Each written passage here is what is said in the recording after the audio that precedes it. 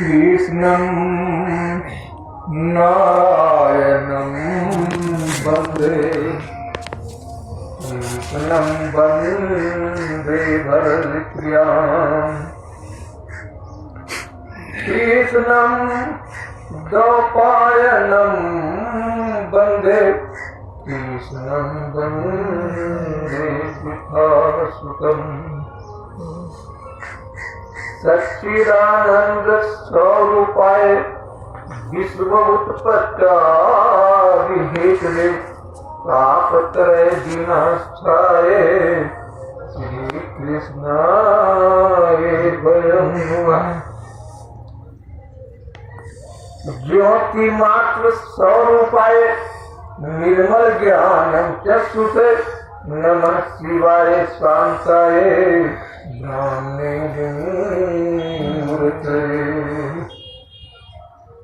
जगत गुरु नमस्तुभ्य शिवाय शिवदाय च योगीन्द्राणां च योगीन्द्र गुरुनाम गुरुवे नमः। सर्वमंगल मंगलये शिवे सर्वार्थ साधिके शरण्ये त्र्यंबके गौरी नारायणे नमोस्तुते। शरणागत दीननाथ परित्राण परायणे सर्वस्व भक्तिहारे देवी नारायण नमोस्तुते।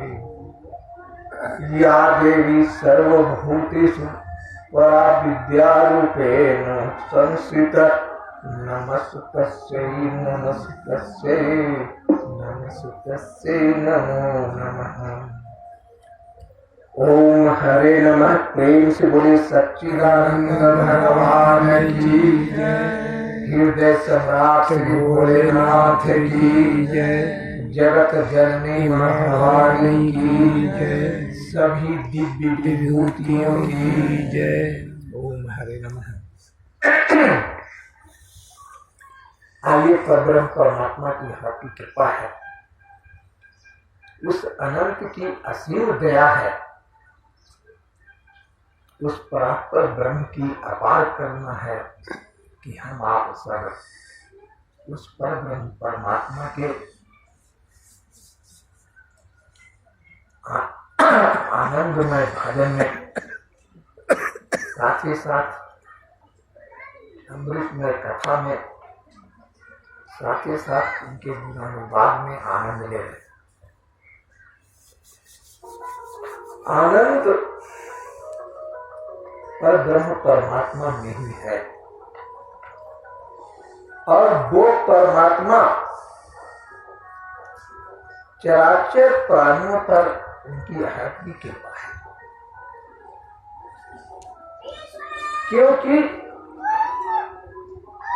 चराचर प्राणी उन्हीं का अंश है। रामायण के अनुसार चलिए तो ईश्वर अंश जीव अविनाशी चेतन अमर सहज सुखराशि। चराचर प्राणी उस पर ब्रह्म परमात्मा का अंश है। अंश होने से जो आनंद परमात्मा में है वो आनंद इस अंश में भी है, चेतन में अंश होने से। और अमर है मतलब उसमें जरा सा मल नहीं है, सहज सुख राशि है, कोई कठिनता नहीं उसमें, कोई कमी नहीं उसमें, जो कि पूर्ण है।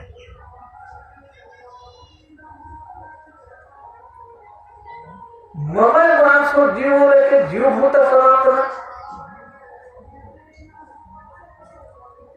ममय वांसो मतलब हम लोग जितने भी चराचर प्राणी हैं उस सब परब्रह्म परमात्मा के अंश है। ममय वांसो मतलब उनके अंश, मेरे अंश है।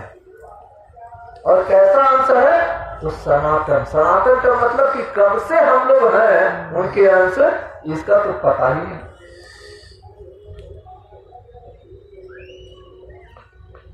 तो इस भगवान की वाणी से ये अवश्य लगता है कि राम के समय में भी हम लोग होंगे इतिहास होने से, लेकिन कहीं न कहीं चूक होता गया, जिसके चलते हम लोग को कल्याण नहीं हो पाया।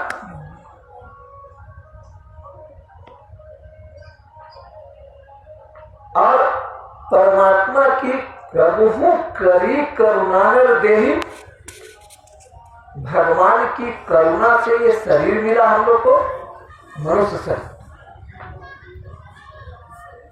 आराधना, भजन, सत्संग, ब्रह्मगोष्ठी, देवता लोग नहीं कर सकते, अन्य कोई भी जोड़ी नहीं कर सकता। ये केवल स्वतंत्रता प्राप्त है तो मनुष्य जोड़ी को ही।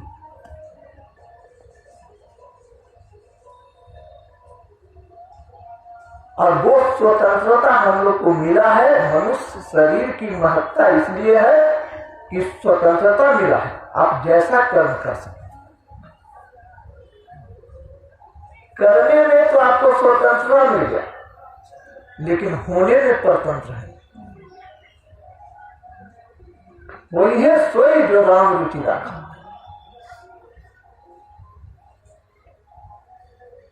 और ये मनुष्य शरीर हम लोग को मिला है सदुपयोग के लिए। ये शरीर का केवल सदुपयोग अगर करें तो परमात्मा का इष्ट भी बन सकते हैं। इतना पावर परमात्मा ने दे के भेजा है। और इसका दुरुपयोग करें तो फिर नरकों भी छोड़ देंगे। उसका भी व्यवस्था पूरा लंबा है। 84 लाख दुनिया है मनुष्य के लिए बना है। 84 लाख जोड़ी बना। अभी मनुष्य शरीर से 5 अगर पड़ता तो फिर 84 का चक्कर लगेगा, लग ही जाना है। इसलिए कोशिश इतना जरूर करना है कि कम से कम मनुष्य शरीर भी तो बच जाए। और उसको बचाने के लिए 2 चीज सबसे प्रमुख है। एक है परब्रह्म परमात्मा का नाम, और दूसरा है सत्संग। सत्संग में जितना लाभ होता है उतना और कहीं लाभ।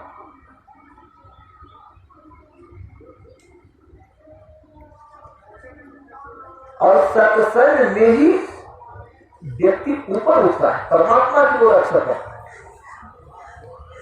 बाद में भले ही उस संसार में धसक जाता है, लेकिन जितने देर सत्संग में बैठा है उतना देर जरूर ऊंचा उठता है। जैसे जैसे सत्संग का रंग चढ़ता गया वैसे वैसे उसके आचार विचार व्यवहार सब बदलते जाता है।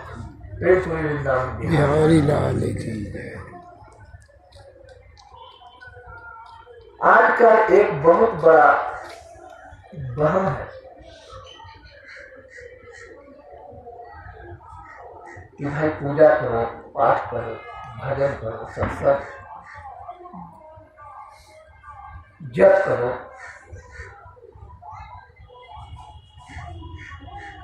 करने पर जोर दिया जाए।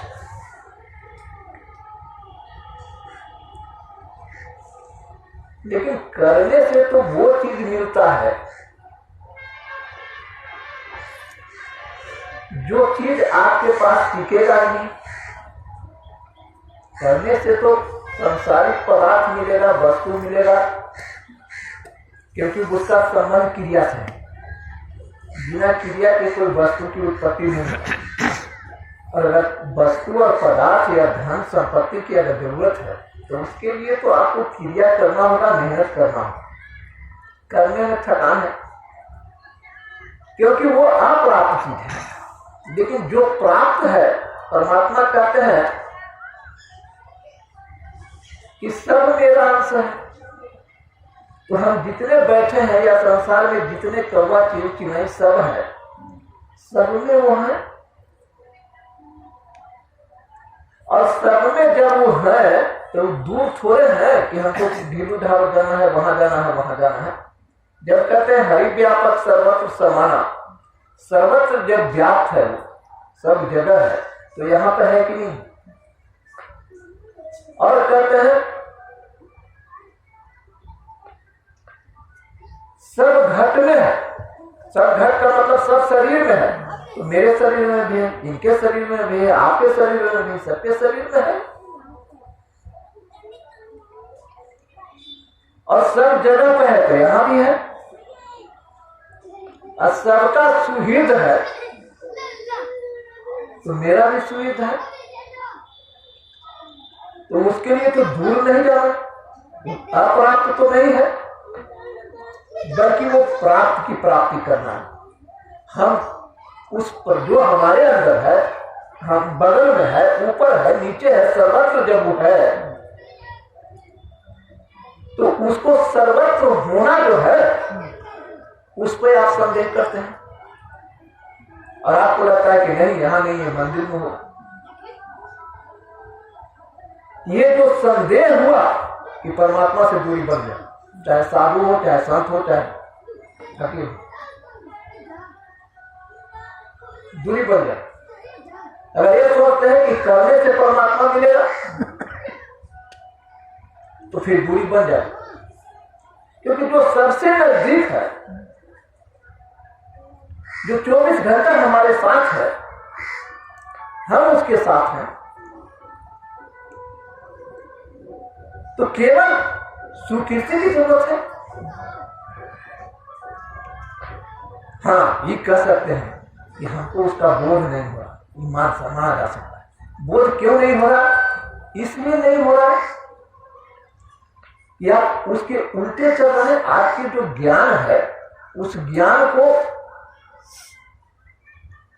अनादर करके विपरीत ज्ञान चल रहा है। इसलिए कहा गया है कि सम्मुख मोहि जीव मोहि जग। परमात्मा के सम्मुख होना है। परमात्मा के सम्मुख होने का मतलब है कहीं दूर नहीं जाना है, परमात्मा आपके अंदर है, और जो आपके अंदर है उसके सम्मुख होना है। अब जैसे ही उसके सम्मुख होइएगा, तो उससे सम्मुख होना क्या है, वो तो है ही है वहीं तक। इसलिए कहा गया है कि परमात्मा से भिन्न होकर के, मतलब एक हम है, एक दूसरा परमात्मा है, भिन्न होकर कभी भी आप परमात्मा को नहीं जा सकते। और एक संसार है, बाहर दिख रहा है, दूसरा ये शरीर है। ये शरीर और संसार दोनों एक है। तो शरीर से अभिन्न होकर आप न शरीर को जान सकते हैं, न संसार को जान सकते हैं, न परमात्मा को जान सकते हैं। संसार को जानने के लिए, शरीर को जानने के लिए शरीर से अलग होना पड़ेगा, तब शरीर के बारे में जानकारी होगा, संसार के बारे में जानकारी होगा। जब शरीर को अपना मानते रहिएगा, शरीर से अलगाव का अनुभव नहीं होगा, शरीर से संबंध विच्छेद नहीं होगा, तब तक न शरीर के बारे में जानकारी होगा, न संसार के बारे में जानकारी होगा, न परमात्मा के बारे में जानकारी होगा। तो शरीर से संबंध विच्छेद होने पर संसार स्वतः समाप्त हो जाता है, और जो चेतन परमात्मा हमारे अंदर है, वो और परमात्मा दोनों अभिन्न हो जाते हैं। क्योंकि एक ही है, ये वो है नहीं।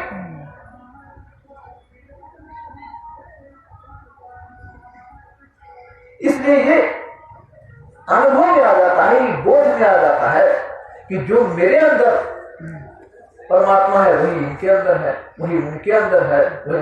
प्रकृति में तो चेंज है, संसार के अंश जो ये शरीर मिला है, ये इसमें तो परिवर्तन है, बदलाव है, सब में मन बुद्धि इंद्रिय सब में बदलाव है। लेकिन उस चैतन्य में बदलाव नहीं है, वो जीव के त्यों है सब में। उस समय आप परमात्मा से अधीन हो जाएगा, और जैसे ही परमात्मा से अधीन होइएगा कि न शरीर रहेगा न संसार रहेगा, केवल वही रहेगा। इसीलिए कहा गया वासुदेव सर्वम शिव सर्वम, यानी उसके सिवा दूसरा कुछ नहीं। एक हो क्यों हो जाएगा? अब आइए संतमत से थोड़ा सा उदाहरण देखें। कबीरदास लिखते हैं, शब्द शब्द सब कोई कहे, शब्द न जाने को। जिह्वा पर आवेद है, वो तो शब्द विदेह। विदेह का मतलब क्या हुआ? शरीर के अंदर तो है, लेकिन शरीर से बिल्कुल अलग है। जैसे हम बोल रहे हैं अंदर से आ, तो जहां पर शब्द है, जहां पर स्पंदन है, जहां पर ध्वनि है, वहां पर प्रकाश है। बिना प्रकाश के ध्वनि नहीं है, और बिना ध्वनि के प्रकाश नहीं। फर्क इतना ही है कि ध्वनि का चार्ज कम है, प्रकाश का चार्ज बहुत तेज है।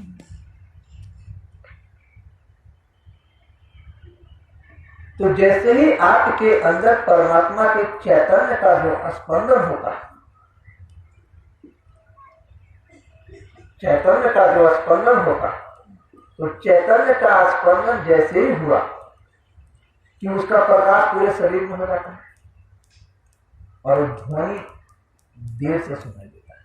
लेकिन किसी भी इंद्रिय में क्षमता नहीं है कि उसको सुन सके।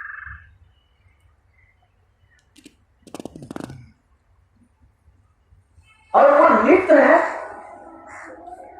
अनित्य तो शरीर है, संसार है। वो नित्य है चराचर प्राणी के अंदर, वही चेतना नित्य है हमारे अंदर, इनके अंदर, उनके अंदर, चराचर प्राणी में रहते। ये नहीं 84 लाख जितने भी जोनियां हैं सब है, नित्य है। होता क्या है? जो स्वतः हो रहा है, करना नहीं, आपको करने से दूरी बन जाता है। जो स्वतः हो रहा है आपके अंदर, चाहे ब्रह्मांड में भी स्वतः हो रहा है, जो स्वतः हो रहा है उस स्वाभाविकी का नाम। और जो आपके अंदर स्वतः हो रहा है, जो स्वाभाविकी है, उसको तो आप निरादर कर देते हैं और अस्वभाव की में चल जाते हैं।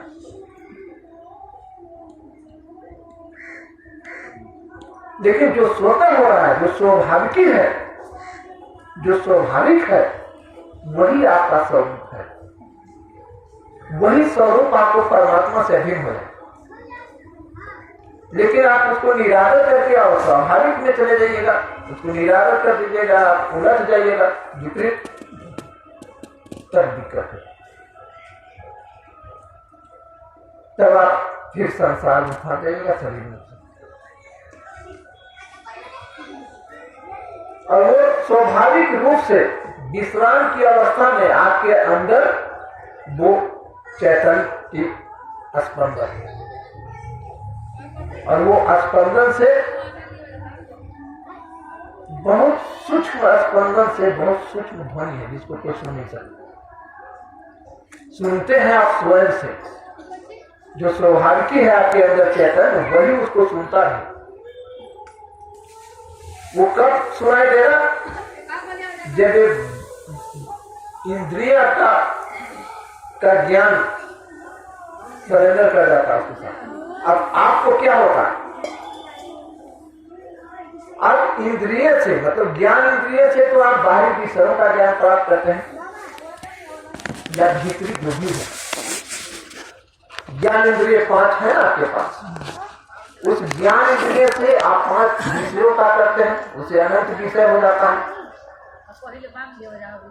और 5 ज्ञान इंद्रिय के बाद इसको जानने वाला कौन है? मन है। मन से आप ज्ञान इंद्रियों को जानते हैं, इंद्रियों को जानते हैं, इंद्रियों से विषय को जानते हैं, मन से इंद्रियों को जानते हैं, और बुद्धि से मन को जानते हैं।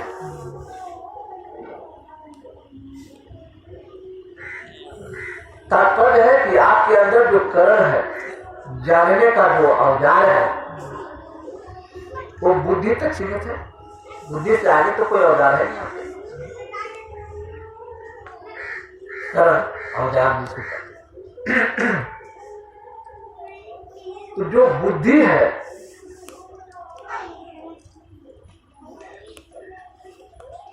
तो आप अब सोचिए कि बुद्धि के ऊपर एक और सुपर पावर है जो बुद्धि को भी जानता है। बुद्धि के ऊपर भी है ना जो बुद्धि को भी जानता है, यानी बुद्धि का भी ज्ञाता है। अब बताइए, जो बुद्धि का ज्ञाता है, जो बुद्धि को भी जानता है, उसको क्या बुद्धि के ज्ञान की जरूरत है? बुद्धि से भी सुपर है जो बुद्धि को भी जान रहा है। आप जानते हैं कि बुद्धि है, आप भी जानते हैं, सब व्यक्ति सब जानता है, मन बुद्धि इंद्रिय और बुद्धि तक को सब जान रहा है। लेकिन इससे भी एक सुपर पावर है जो बुद्धि को जानता है, इसको ज्ञाता कहते हैं, बुद्धि का भी ज्ञाता है। तो बुद्धि के जो ज्ञाता है उसको बुद्धि के ज्ञान की जरूरत है, उसको मन के आदेश की जरूरत है, उसको इंद्रियों के विषय का जरूरत है। जो बुद्धि को भी ज्ञाता है वो सर्व का ज्ञाता है, और जो सर्व का ज्ञाता है वो हमारा स्वरूप है, वो हम परमात्मा एक है। अब उसको क्या बुद्धि के ज्ञान की जरूरत है जो परिवर्तनशील ज्ञान है? और इंद्रियों का जो ज्ञान है वो तो भोग में लगाता है।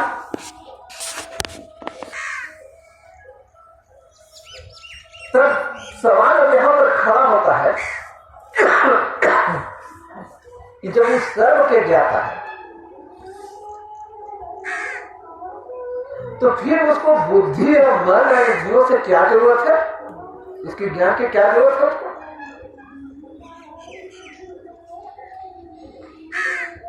तब क्या होता है कि बुद्धि और सर्व का जो ज्ञाता है उसके बीच में एक चीज और आ जाता है जिसको खोजने पर भी नहीं मिला, वो है अहम, जो कि खोजने पर भी नहीं मिलेगा। उदाहरण स्वरूप आप गहरी निद्रा में सो गए, तो शरीर का भान रहता है आपको? नहीं ना। शरीर संसार दोनों साथ हो जाता है, सूर्य चंद्र तारे ग्रह नक्षत्र सब साथ होता है, कुछ नहीं रहते, केवल आप रहते हैं। क्योंकि आप नहीं रहेंगे तो फिर इसको जानेगा कौन कि हम बहुत सुखा। जिसको कहते हैं रामलाल भाई ने भजन सुनाया आपको कि विवाह करने जिसको रात दिन रही प्रकाश, तो वहां पे रात दिन प्रकाश है। अगर वो प्रकाशित न करने रहे, शरीर को चालू न रखे, तो फिर आप स्वाहा हो जाइएगा। लेकिन किसी को ये भान होता है कि हम मर गए? नहीं, सबको रहता है कि हम हैं। लेकिन उस शरीर के लेकर के जैसे उस समय को अहम साफ रहता है, अहम खत्म हुआ कि संसार और शरीर दोनों हो। कुछ पता नहीं था, इसका मतलब है कि यह समाप्त हो गया। और जिसको ये पता था कि हम बहुत सुख से सुखल है, वो आपका स्वरूप है, उसमें आपको स्थिति बनाना है, और वो सौभाग्य है, उसी में आपको स्थिति बनाना है, उसी स्वरूप में आपको रमण करना है, बाकियों में नहीं। बाकी तो संसार का है। तो ये अहम जो आ गया बीच में जगने के बाद, पहले तो सर्व का प्रकाश को अहम बोध हो गया, तो यो है उसका प्रकाश तो उस समय भी है, अभी भी है, उस समय भी है। इस समय तो थोड़ा धूमिल भी हो जाता है, क्योंकि इसी के प्रकाश में मन बुद्धि इंद्रियां सब कार्य कर रहा, सत्ता ले रहा है। और उस समय तो बिल्कुल निश्चिंत रहता है, ये सब उस प्रकाश से शक्ति लेता है, मन बुद्धि इंद्रिया उससे शक्ति ले रहा है उसी के प्रकाश है। तो वो जो चैतन्य प्रकाश है वहां, वो जैसे ही प्रकाशित करता है तो अहम आ जाता है, अहम से 3 गुण आ जाता है, 3 गुण से सब करण आ जाता है, मन बुद्धि इंद्रिया सब। अब मन बुद्धि इंद्रिया जो है सब के सब अहम से प्रभुत हुआ, यानी ये अहम से मिल गया। और जो आप है, जो परमात्मा के अंश है, परमात्मा से मिले हुए हैं, वो भी आप इधरे में भूल गए, यानी उससे आप विमुख हो गए और संसार की ओर भूल गए। शरीर तो संसार की ओर ले जाएगा, आप परमात्मा में लगिएगा भी नहीं, लगिएगा भी ना, तो ऐसे ऐसे आएगा कि आपको विमुख कराएगा, मोड़ेगा। चलिए बार पीछा भी जाते हैं, अच्छे साधन में पीछा जाए, लेकिन साधना का लगा हुआ लगन है, फिर केवल लगन मात्र से पार होना चाहिए।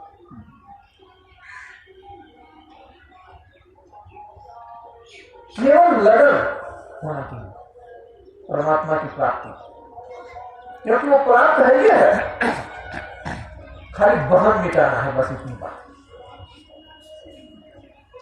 और शरीर से जैसे ही संबंध विच्छेद हुआ कि आप जनक भी हो जाए, विदेह हो जाए, और जैसे ही शरीर से संबंध विच्छेद हुआ कि भीतर से आपको अनुभव हो जाएगा कि हम शरीर नहीं है, क्योंकि आप इंद्रियों से जानते हैं, मन से इंद्रियों को जानते हैं, बुद्धि से मन को जानते हैं, और तब कहते हैं कि मैं शरीर हूं।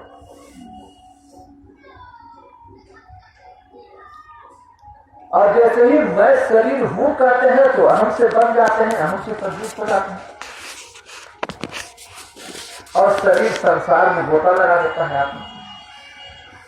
परिणाम ये होता है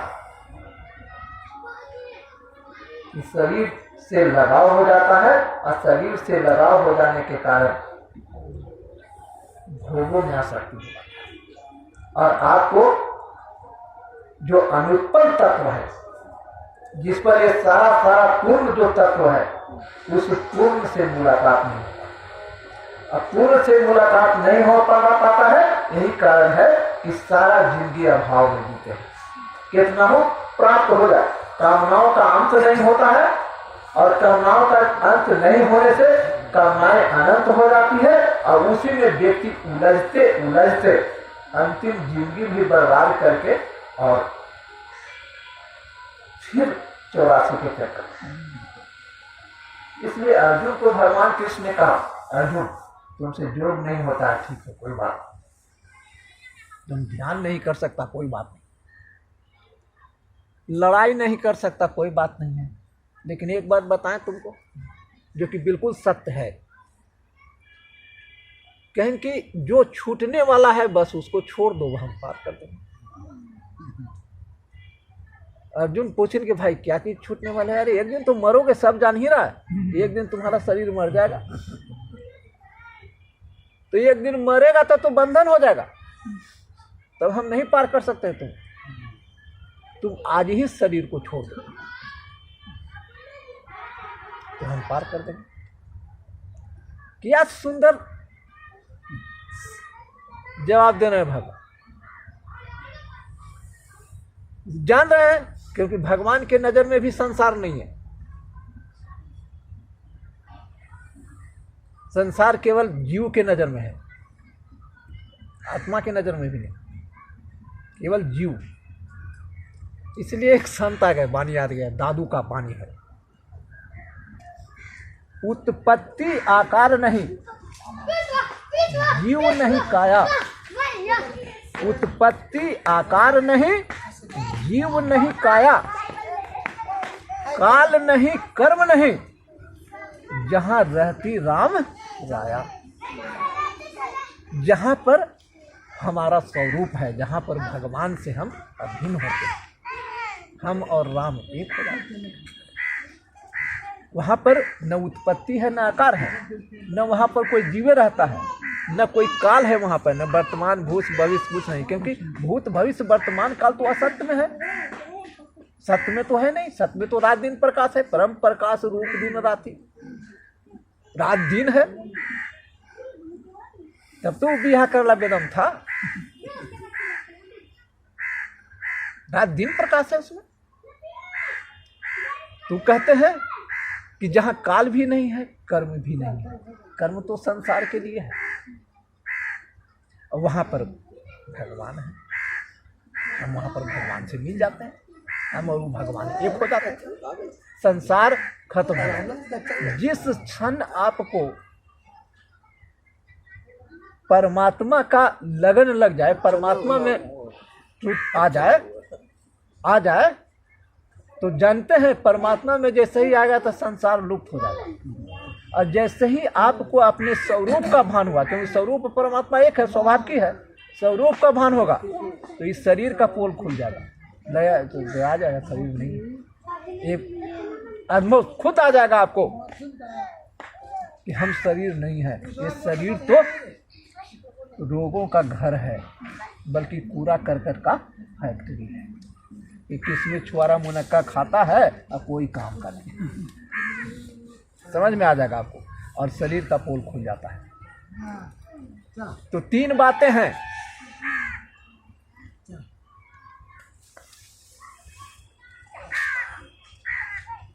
इसके अनुभव की विशेष तो बाद में बोलेंगे, क्योंकि इसके समझाने के लिए तीन बातों पर ध्यान देना होगा। पहला व्यक्ति, हमारा व्यक्ति है, फिर दृश्य, फिर दृष्टि।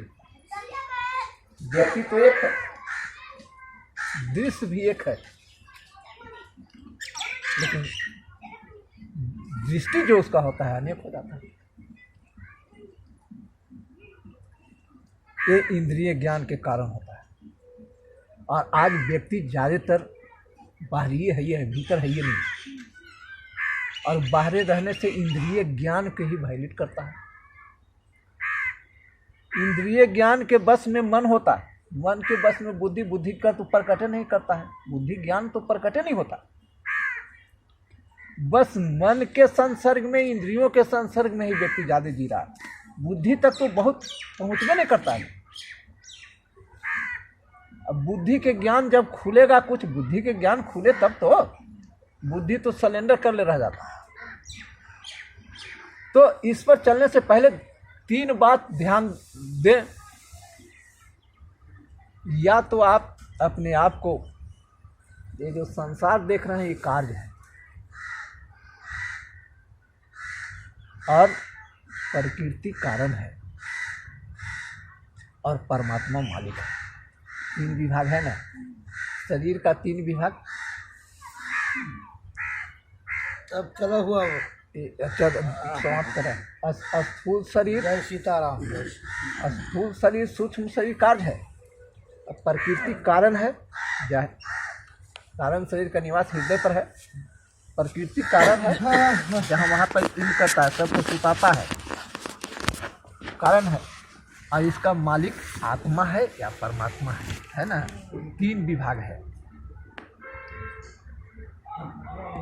तीनों से में से आप पार कर सकते हैं। या तो आप अपने आप को संसार को सौंप दें, या फिर प्रकृति को सौंप दें, या फिर ये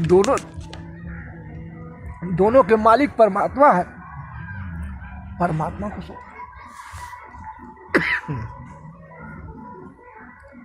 अगर आप संसार को सौंप देते हैं तो कार्य है, इसमें कार्य करते हैं, उद्देश्य अपनी न रह करके दूसरे के सेवा का हो तो कर्मयोग हो जाएगा, उससे भी पार हो जाइएगा, परमात्मा तक पहुंचा देगा। प्रकृति कारण है, प्रकृति से ही आपको ज्ञान अर्जित होता है, क्योंकि गहरी निद्रा में जाने के बाद ज्ञान भी लुप्त हो जाता है, ज्ञान रहता नहीं है, क्योंकि वहाँ अनंत ज्ञान है परमात्मा में। तो वो तो एकदम शांत रहता है, खाली ज्ञान मात्र रहता है। इसलिए न कोई योगी है न कोई ज्ञानी है, केवल ज्ञान मात्र है। तो आप प्रकृति को अगर सौंपते हैं तो ज्ञान योग हो जाएगा। आई दोनों ही का मालिक परमात्मा है। परमात्मा को अगर आप अपने आप को सौंप देते हैं कि मैं परमात्मा का हूं, परमात्मा मेरे हैं, हम परमात्मा, ये अगर भाव आपके हृदय से उद्धृत होता है कि हम परमात्मा के हैं, परमात्मा मेरे हैं, हम परमात्मा से अलग नहीं हैं, हर क्षण हम परमात्मा में ही हैं, परमात्मा में ही रहेंगे, तो ये भगवान मालिक है ये दोनों का, ये भक्ति है। तो चाहे कर्म योग से पार कर लें, ज्ञान योग से पार कर लें, भक्ति योग से पार कर लें, या फिर तीनों में श्रेष्ठ तो भक्ति है, क्योंकि दोनों का मालिक परमात्मा है, अब मालिके में हमको लग जाना है, तो सबसे बढ़िया सुंदर उपाय है। और जैसे ही लगेंगे तो फिर शरीर से संबंध विच्छेद होगा। तीनों शरीर से जब संबंध विच्छेद का अनुभव हुआ आपको,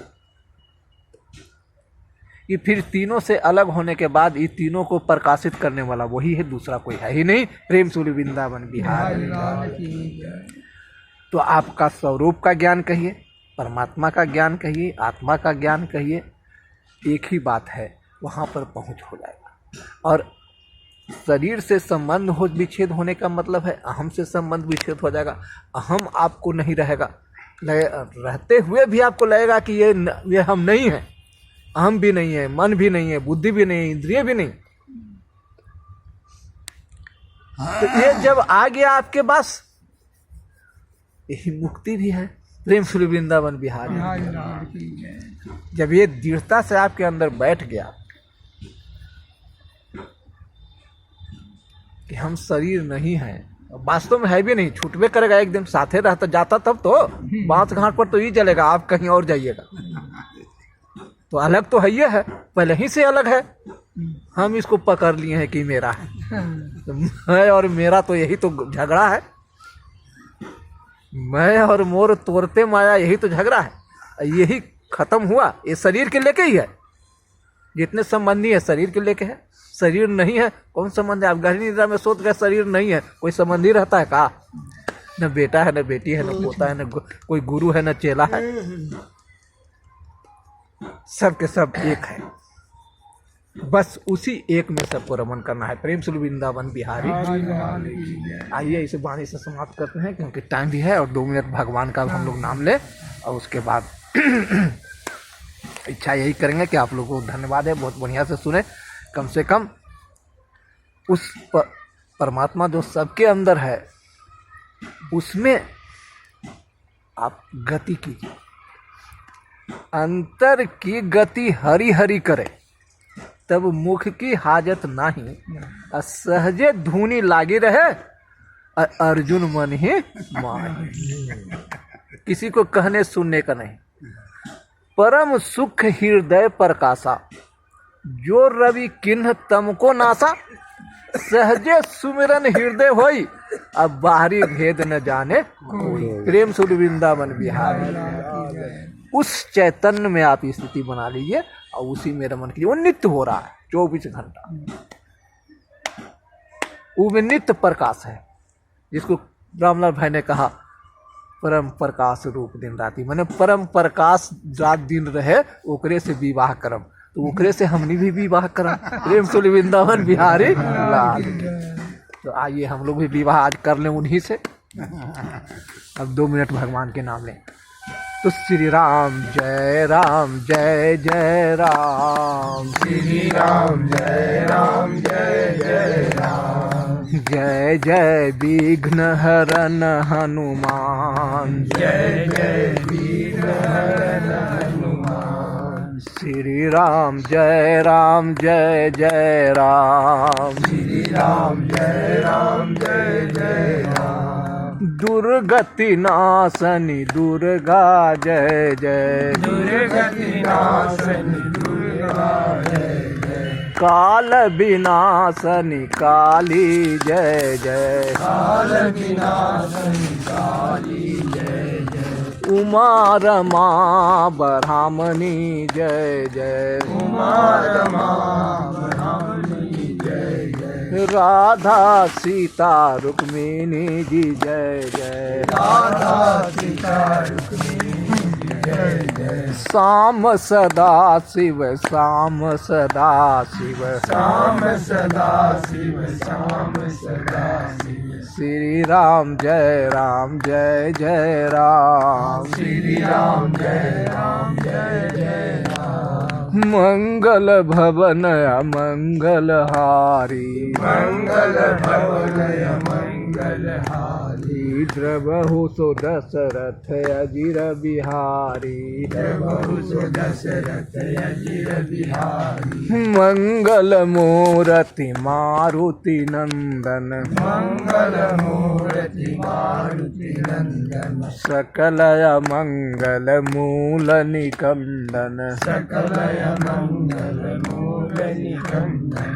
पवन तनय संतन हितकारी, पवन तनय संकट हितकारी। हृदय विराजत अवध बिहारी, हृदय विराजत अवध बिहारी। श्री राम जय जय राम, श्री राम जय जय राम। श्री राम जय जय राम, श्री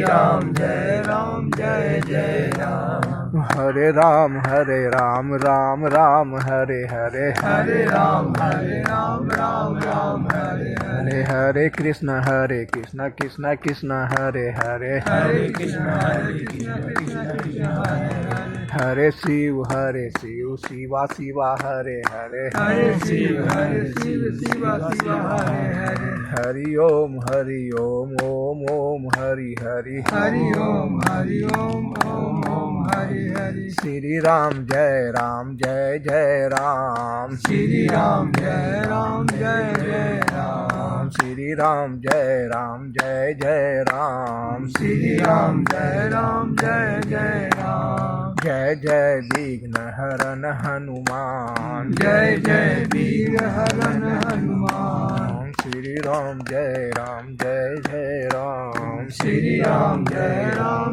जय राम। श्री राम जय जय राम। श्री राम जय जय राम। प्रेम से बोले वृंदावन बिहारी लाल की, हृदय सम्राट श्री भोलेनाथ की, जगत जननी माँ भवानी की, सभी दिव्य विभूतियों की।